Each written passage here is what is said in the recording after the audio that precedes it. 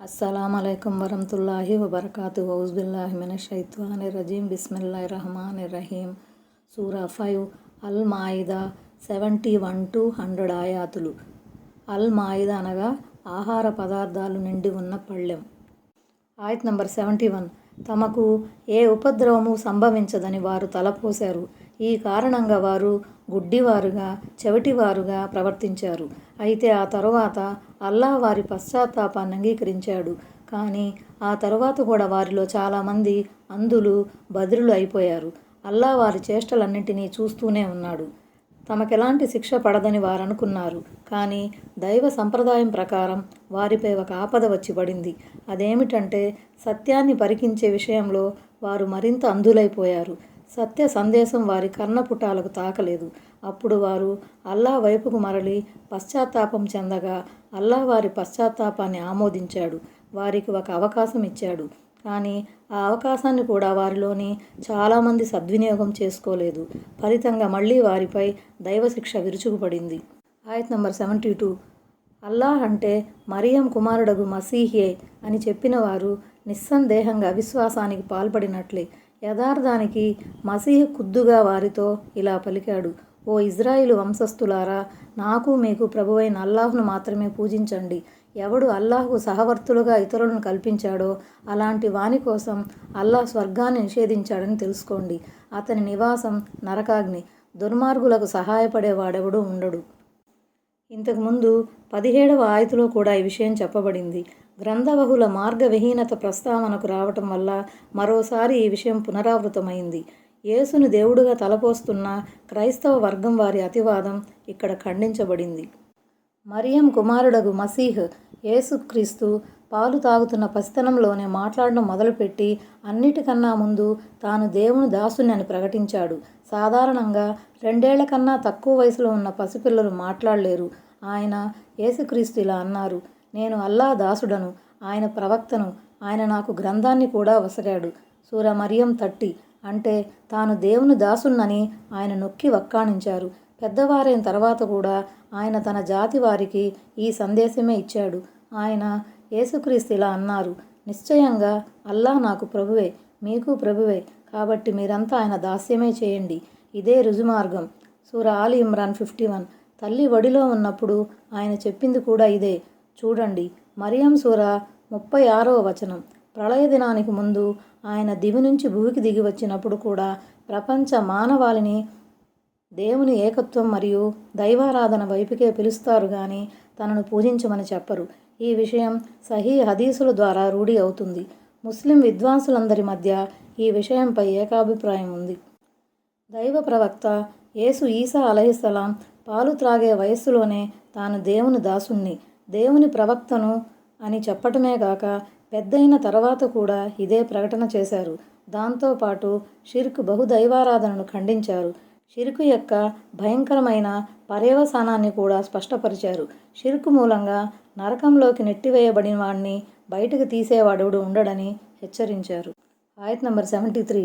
అల్లాహ్ ముగ్గురిలో మూడవ వాడు అని అన్నవారు కూడా ముమ్మాటికి తిరస్కారానికి, కుఫ్రుకు పాల్పడినట్లే. వాస్తవానికి ఒక్కడైన అల్లాహ్ తప్ప మరో ఆరాధ్య దైవం లేనేలేడు.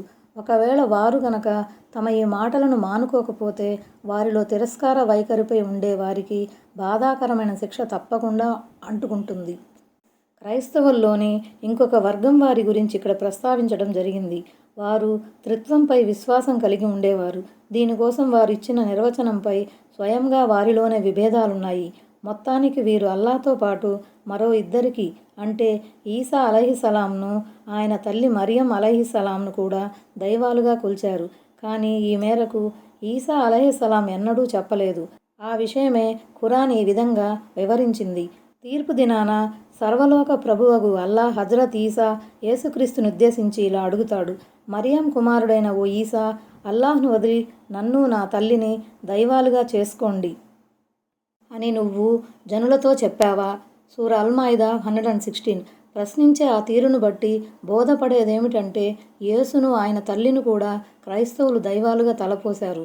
వారి దృష్టిలో అల్లాహ్ మూడోవాడు. యేసును దేవుడిగా నమ్మిన వారు అవిశ్వాసానికి పాల్పడినట్లే. ముగ్గురిలో మూడవవాడు అల్లాహ్ అనే త్రిత్వం భావనను కలిగి ఉన్నవారు కూడా అవిశ్వాసానికి ఒడిగట్టారు. ఆయత్ నెంబర్ 74. వారు అల్లాహ్ వైపునకు మరలరా, క్షమాపణ కోసం ఆయన్ని వేడుకోరా. అల్లాహ్ అపారంగా క్షమించేవాడు, అమితంగా కరుణించేవాడు కూడా. ఆయత్ నెంబర్ 75. మరియం కుమారుడైన మసీహ్ ఒక ప్రవక్త తప్ప మరేమీ కాడు. ఆయనకు మునుపు కూడా ఎంతోమంది ప్రవక్తలు గతించారు. ఆయన తల్లి సద్వర్తనురాలు. ఆ తల్లి కొడుకులు ఇరువురు అన్నం తినేవారే. చూడు, మేము వారి ముందు ఏ విధంగా నిదర్శనాలను విశదీకరిస్తున్నామో, అయినా వారు ఎలా తిరిగిపోతున్నారో చూడు. అరబ్బీలో మరియంనుద్దేశించి సిద్దీ ఖతున్ అని అనడం జరిగింది. సిద్దీ ఖతున్ అంటే విశ్వాసురాలు, భక్తురాలన్న అర్థాలు వస్తాయి. ఆమెగారు సైతం ఈసాను దైవ ప్రవక్తగా విశ్వసించడమేగాక ఆయనిచ్చే సందేశాన్ని సత్యమని ధృవీకరించారు. దీన్ని బట్టి అర్థమయ్యేదేమిటంటే ఆమెగారు దైవ ప్రవక్తల కోవకు చెందినవారు కారు. కొంతమంది హజ్రత్ మరియంతో పాటు ఇస్హాక్ అలైహిస్సలాం తల్లి అయిన హజ్రత్ సారాను, హజ్రత్ మూసా అలైహిస్సలాం తల్లిని కూడా దైవ ప్రవక్తలుగా తలపోశారు. వారి ఈ తలంపు సరైంది కాదు. వారు తమ తలంపుకు ఆధారాలు కూడా పేర్కొన్నారు. హజ్రత్ మరియంతోనూ హజ్రత్ సారాతోనూ దైవదూతలు మాట్లాడారని, హజ్రత్ మూసా తల్లిగారి వద్దకు దేవుడు స్వయంగా వహీ పంపాడని, అందువల్ల ఈ ముగ్గురిని దైవ ప్రవక్తలుగా భావించవచ్చన్నది వీరి వాదన. అయితే అత్యధిక మంది విద్వాంసుల దృష్టిలో ఈ వాదన అత్యంత బలహీనమైనది. పైగా ఇది మేము పంపిన ప్రవక్తలంతా పురుషులే, సూరా యూసుఫ్ 109 అన్న దైవవాక్కుకు విరుద్ధంగా ఉంది. అందువల్ల ఈ వాదన పరిగణనలోకి తీసుకోదగ్గది కాదు.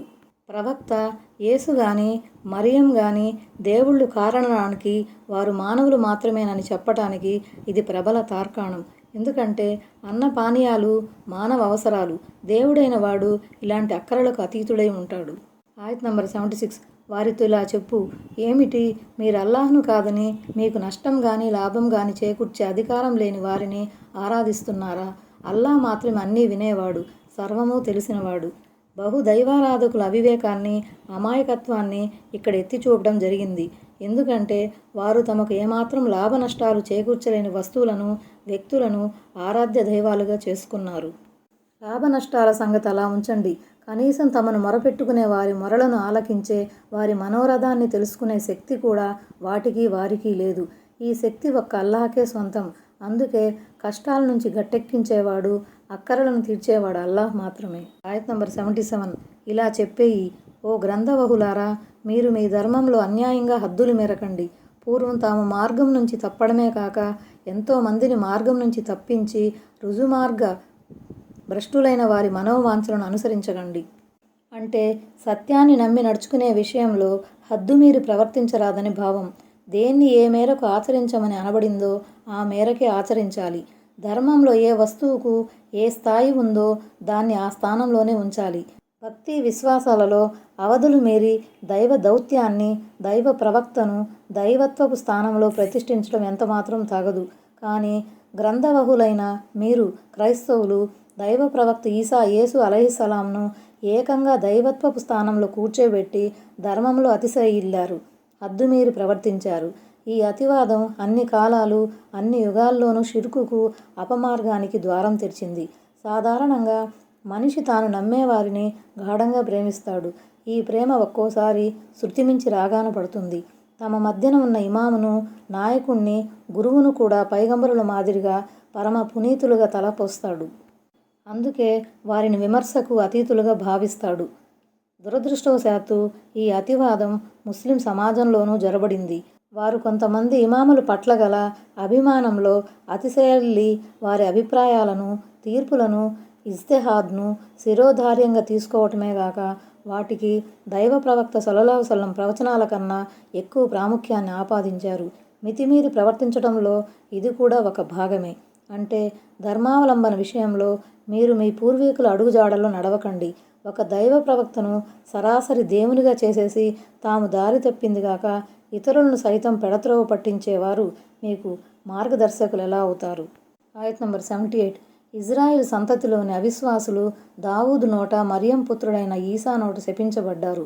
ఎందుకంటే వారు అవిధేయతకు పాల్పడేవారు, హద్దు మీరి ప్రవర్తించేవారు. అంటే జబూరు గ్రంథం హజ్రత్ దావుద్ అలైహిస్సలాంపై, బైబిలు గ్రంథం హజ్రత్ ఈసా అలైహిస్సలాంపై అవతరింపజేయబడినప్పుడు ఈ విధంగా శపించడం జరిగింది. ఇప్పుడు అంతిమ దైవ ప్రవక్త సల్లల్లాహు సల్లంపై అవతరింపజేయబడిన దివ్య ఖురాన్లో కూడా అవిశ్వాసులు ఇదే విధంగా శపించబడ్డారు. శాపం అంటే దైవ కారుణ్యానికి, శ్రేయో సాఫల్యాలకు దూరంగా ఉంచడం అని భావం. ఈ శాపానికి కారణాలు రెండు. ఒకటి, అల్లా విధించిన వాటిని నెరవేర్చకుండా ఉండటం, హరాం నిషిద్ధ విషయాల వెనుకపడటం. రెండు, ధర్మం విషయంలో అతిశయిల్లటం, లేనిపోని వాటిని ధర్మంలో జొప్పించి దాని రూపురేఖలను మార్చివేయటం. ఆయత్ నంబర్ 79. వారు తాము చేసే చెడు పనుల నుండి వండొకరి నిరోధించేవారు కారు. వారు చేస్తూ ఉండినది బహు చెడ్డది. అంతేకాదు వారికి సమాజంలో ప్రబలుతున్న చెడుల పట్ల ఏమాత్రం బాధ ఉండేది కాదు. ఎందుకంటే వారు స్వయంగా చెడుల భూమిలో కూరుకుని ఉండేవారు. చెడుల నుంచి ఆపే పని చేయకపోవటం వారి పాలిట శాపంగా పరిణమించిందని పండితులు వ్యాఖ్యానించారు.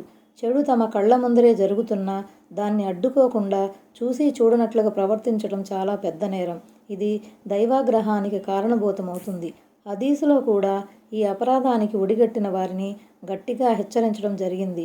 ఒక హదీసులో మహనీయ ముహమ్మద్ సల్లల్లాహు సల్లం ఇలా ప్రవచించారు: ఇజ్రాయెల్ సంతతి వారిలో ప్రవేశించిన ప్రథమ చెడు ఏమిటంటే, ఒక వ్యక్తి చెడుకు పాల్పడుతుండగా మరో వ్యక్తి చూసి దైవానికి భయపడు, ఈ చెడు పనిని మానేయి అని చెబుతాడు.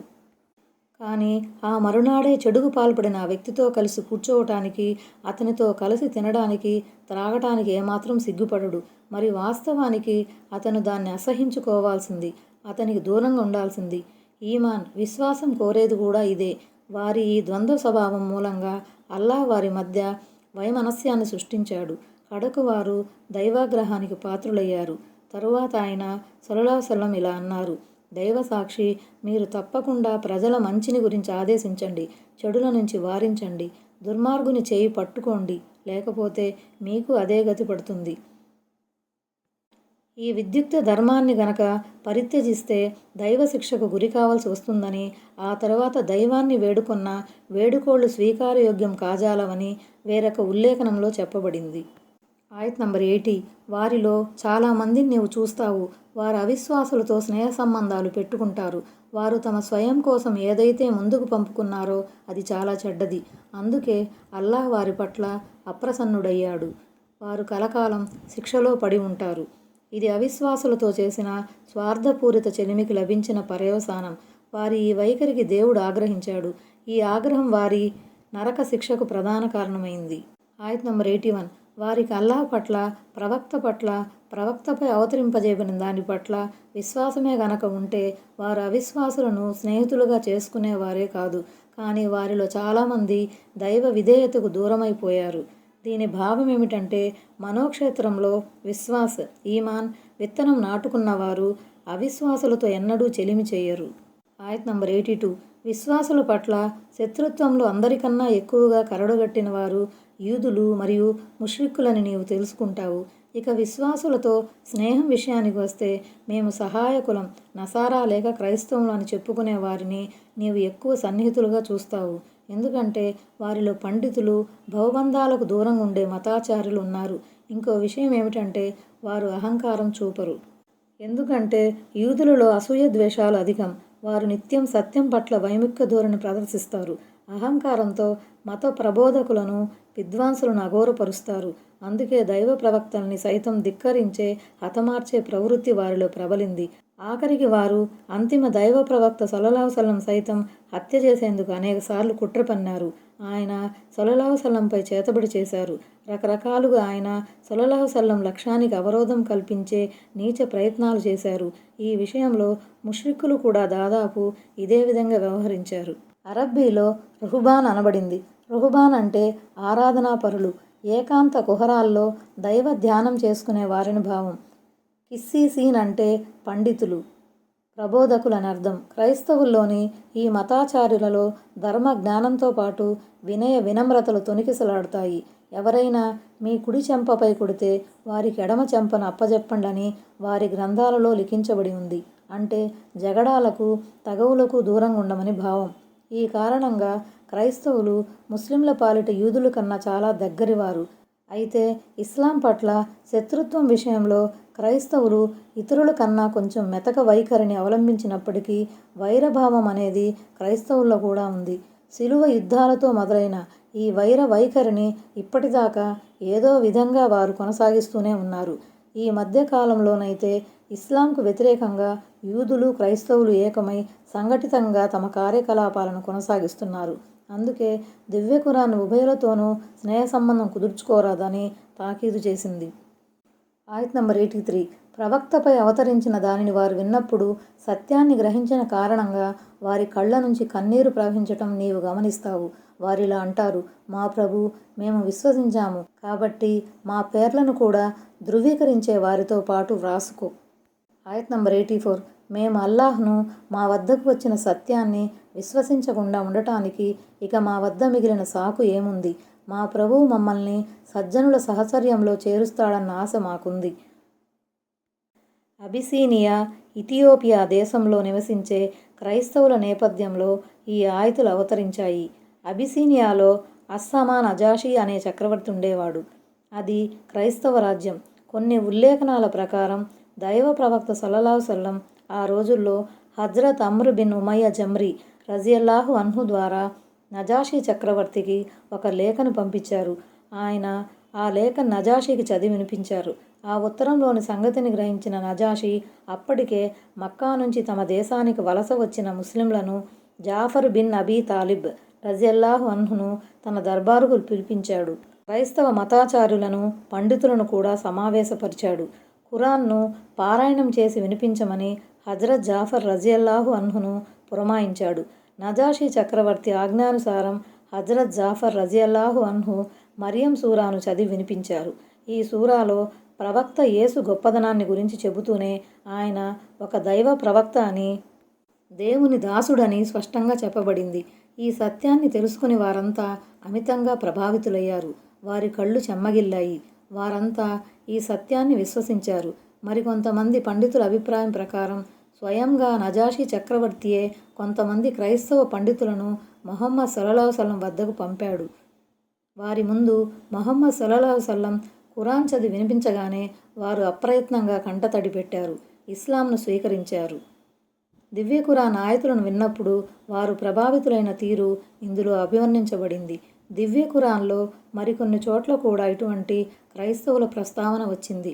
ఉదాహరణకు ఆలి ఇమ్రాన్ సూరాలో ఇలా అనబడింది, గ్రంథ బహువులలో కూడా కొందరు అల్లాహ్ను విశ్వసిస్తారు, నీ వైపుకు పంపబడిన ఈ గ్రంథాన్ని విశ్వసిస్తారు, స్వయంగా వారి వైపుకు ఇదివరకు పంపబడిన గ్రంథాన్ని కూడా విశ్వసిస్తారు, అల్లాహ్ సమక్షంలో వినమ్రులై ఉంటారు. 199. హదీసు ద్వారా తెలిసే ఇంకొక విషయం ఏమిటంటే నజాషీ చక్రవర్తి చనిపోయాడన్న కబురు దైవ ప్రవక్త సల్లల్లాహు సల్లంకు అందినప్పుడు ఆయన తన సహచరులను పిలిచి, అబిసీనియాలో మీ సోదరుడు చనిపోయాడు, అతని అంత్యక్రియల నమాజు, జనాజా నమాజు చేయండని ఆజ్ఞాపించారు. తరువాత ఆయన ఎడారి మైదానంలో నజాషీ చక్రవర్తి నమాజే జనాజా గాయిబానా చేయించారు. ముహమ్మద్ సల్లల్లాహు సల్లం దైవ దౌత్యంపై విశ్వాస ప్రకటన చేసిన గ్రంథబహువులకు రెట్టింపు పుణ్యఫలం లభిస్తుందని వేరొక హదీసు ద్వారా తెలుస్తోంది. ఆయత్ నంబర్ 85. వారు ఈ విధంగా పలికినందుకు గాను అల్లాహ్ వారికి క్రింద కాలువలు ప్రవహించే స్వర్గవనాలను ప్రసాదిస్తాడు. వారందులో కలకాలం ఉంటారు. సజ్జనులకు ఇలాంటి ప్రతిఫలమే లభిస్తుంది. ఆయత్ నంబర్ 86. ఇకపోతే తిరస్కార వైఖరికి పాల్పడి మా ఆయతులను ధిక్కరించేవారు వారే నరకవాసులు. ఆయత్ నంబర్ 87. విశ్వసించిన ఓ ప్రజలారా, అల్లాహ్ మీకోసం ధర్మసమ్మతం హలాల్ చేసిన పవిత్రమైన వస్తువులను మీ అంతట మీరుగా నిషేధించుకోకండి, మితిమీరిపోకండి. నిశ్చయంగా అల్లాహ్ మితిమీరిపోయేవారిని ఇష్టపడడు. హదీసులో వచ్చింది, ఒక వ్యక్తి దైవ ప్రవక్త సల్లల్లాహు సల్లం సన్నిధిలోకి వచ్చి ఇలా విన్నవించుకున్నాడు, దైవ ప్రవక్త, నేను మాంసం తిన్నప్పుడల్లా నా మనోవాంఛలు నాపై ప్రాబల్యం వహిస్తున్నాయి, కాబట్టి నేను నా కోసం మాంసాన్ని నిషేధించుకున్నానని అన్నాడు. అప్పుడు ఈ ఆయత్ అవతరించింది. మరికొంతమంది సహాబీలు వైరాగ్యానికి, దైవభక్తికి ఎక్కువ ప్రాధాన్యత ఇవ్వడానికి కొన్ని హలాల్ విషయాలకు దూరంగా ఉండసాగారు. ఉదాహరణకు పెళ్లి చేసుకోవటం, రాత్రిపూట నిద్రించటం, పగటిపూట అన్నం తినటం వంటివి మానుకున్నారు. ఈ విషయం దైవ ప్రవక్త సల్లల్లాహు సల్లం తెలియగా అలా చేయవద్దని ఆయన వారించారు.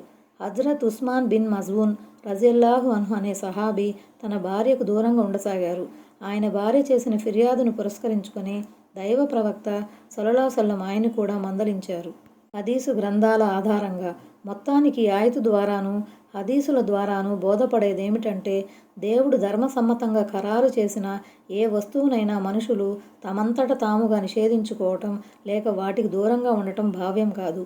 ఈ ధర్మాధర్మాలు అన్న పానీయాలకు సంబంధించినవైనా, వస్త్రధారణకు సంబంధించినవైనా, లైంగిక వాంఛలకు సంబంధించినవైనా వాటిని అవలంబించడంలోనే అందం ఉంది. మానవ సభ్యతా సంస్కృతులకు మనుగడకు ఇవి ప్రాణం వంటివి. గమనిక: ఒక్క స్త్రీ విషయంలో తప్ప మిగతా విషయాల్లో ఎవరైనా ఒక వస్తువును తన కోసం హరాం చేసుకున్నంత మాత్రాన అది హరాం అయిపోదు. ఈ సందర్భంగా కొంతమంది పండితుల అభిప్రాయం ఏమిటంటే, అతడు హరాం అని చెప్పినందుకు గాను పరిహారం చెల్లించవలసి ఉంటుంది. కొంతమంది విద్వాంసులు పరిహారం చెల్లించనవసరం లేదని అంటున్నారు. ఇలాంటి వారిలో ఇమాం షౌకానీ కూడా ఉన్నారు. కానీ ఇమాం ఇబ్న్ కసీర్ ఇలా వ్యాఖ్యానించారు: ఈ ఆయతు తర్వాత అల్లాహ్ ప్రమాణానికి పరిహారం నిర్ధారించాడు. దీన్ని బట్టి ధర్మమైన దానిని అధర్మంగా చేసుకోవడం అంటే అది ప్రతినబూనటంతో సమానమే. అది పరిహారాన్ని కోరుతుంది. అయితే ఈ వాక్య ప్రామాణిక హదీసుల ముందు నిలదొక్కుకోజాలదు. కనుక షౌకానీ గారి అభిప్రాయమే సరైనదని తెలుస్తుంది. ఆయత్ నంబర్ 88. అల్లాహ్ మీకు ప్రసాదించిన వాటిలో నుంచి ధర్మ సమ్మతమైన పరిశుద్ధమైన పదార్థాలను భుజించండి. మీరు విశ్వసించి అల్లాహ్కు భయపడండి. ఆయత్ నంబర్ 89. మీరు చేసే అర్థం లేని ప్రమాణాలను గురించి అల్లాహ్ మిమ్మల్ని నిలదీయడు. అయితే మీరు పటిష్టపరిచిన ప్రమాణాలను గురించి ఆయన మిమ్మల్ని తప్పకుండా నిలదీస్తాడు. అటువంటి ప్రమాణ భంగానికి మీరు చెల్లించవలసిన పరిహారం ఏమిటంటే, మీరు మీ ఇంటి వారికి పెట్టే మధ్యరకపు అన్నం 10 మంది పేదలకు తినిపించాలి, లేదా వారికి బట్టలు పెట్టాలి, లేదా ఒక బానిసకో బానిసరాలికో స్వేచ్ఛ నొసగాలి. ఇవేవీ చేయలేని వారు 3 రోజుల పాటు ఉపవాసం పాటించాలి. మీరు ప్రమాణాలు చేసినప్పుడు వాటిని భంగపరిచినందుకు గాని ఇచ్చే ప్రమాణాల పరిహారం ఇది. అందుకే మీరు ప్రమాణాల విషయంలో చాలా జాగ్రత్తగా ఉండండి. ఈ విధంగా మీరు కృతజ్ఞతాపూర్వకంగా మసలుకొనేందుకు గాను అల్లాహ్ మీకోసం తన ఆదేశాలను తేటతెల్లం చేస్తున్నాడు. ప్రమాణాన్ని అరబ్బీలో హల్ఫ్ లేక యమీన్ అని పిలుస్తారు. ఈ ప్రమాణం 3 రకాలుగా ఉంటుంది. 1 లగ్వున్, 2 గమూస్, 3 ముఅక్కదతున్. 1 లగ్వున్ అంటే మనిషి అర్థం పర్థం లేకుండా చీటికి మాటికి ఒట్టేసి మరీ చెప్పటం, దీన్ని తన ఊతపదంగా చేసుకోవటం. ఇటువంటి ప్రమాణాల గురించి పట్టింపు ఉండదు.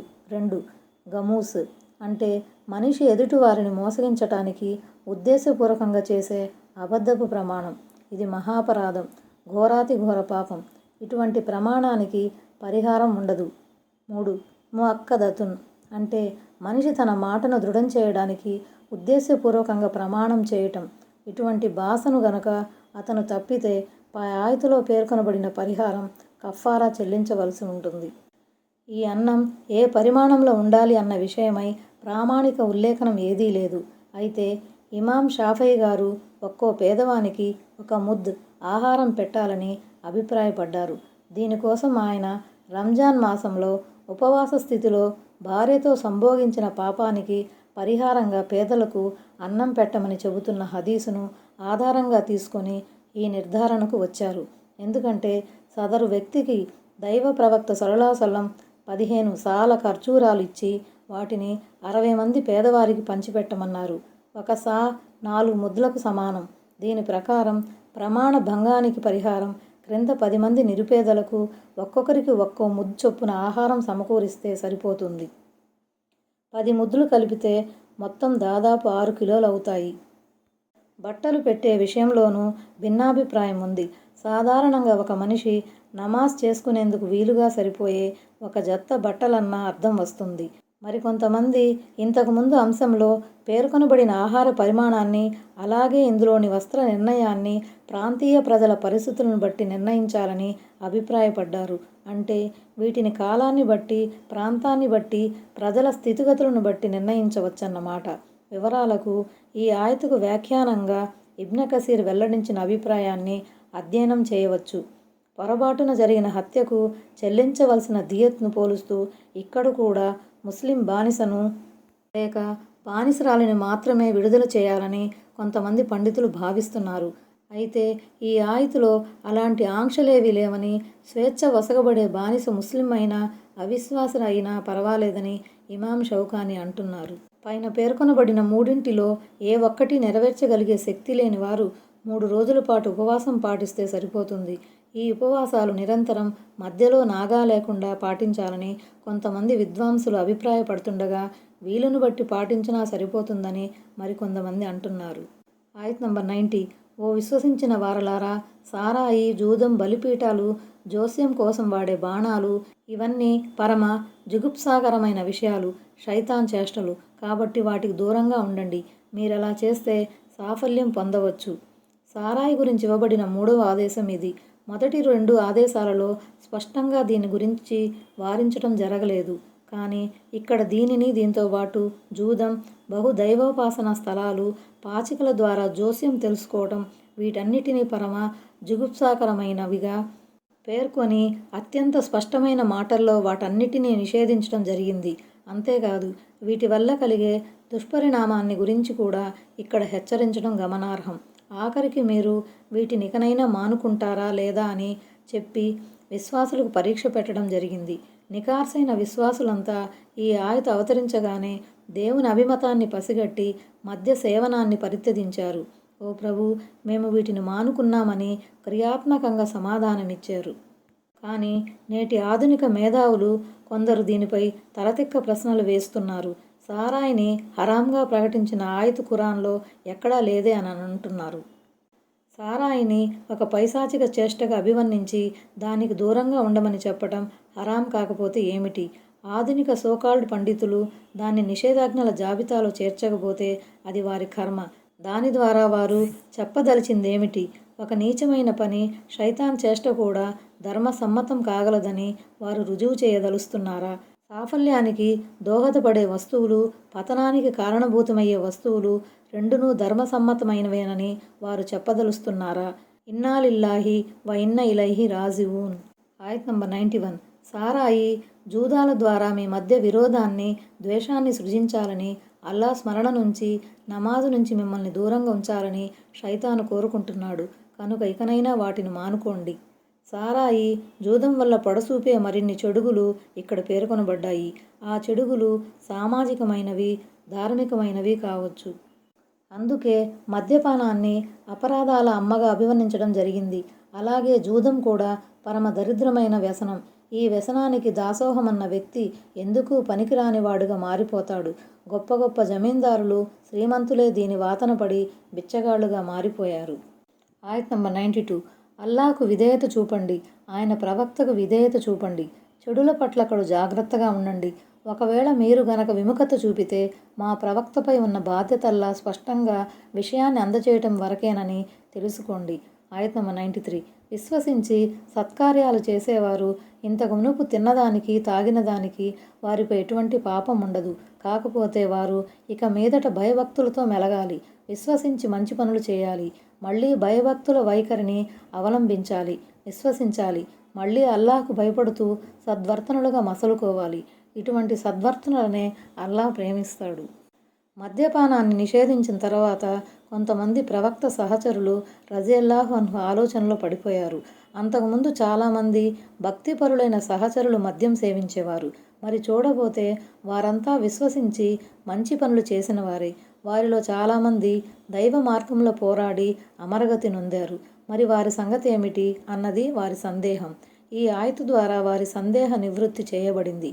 వారంతా ఈమాన్, విశ్వాసం మరియు తక్వా, దైవభక్తి ప్రాతిపదికపైనే మరణించారని, ఎందుకంటే అప్పటికింకా మద్యపాన నిషేధాజ్ఞలు రాలేదని దీని భావం. ఆయత్ నంబర్ 94. విశ్వాసులారా, మీ చేతులకు, మీ ఈటలకు అందుబాటులో ఉన్న కొన్ని వేట జంతువుల ద్వారా అల్లాహ్ మిమ్మల్ని పరీక్షిస్తాడు. తనను చూడకుండానే తనకు భయపడే వారెవరో తెలుసుకోవాలని, దీని తర్వాత కూడా హద్దుమీరి ప్రవర్తించే వారికి వ్యధాభరితమైన శిక్ష ఉంటుంది.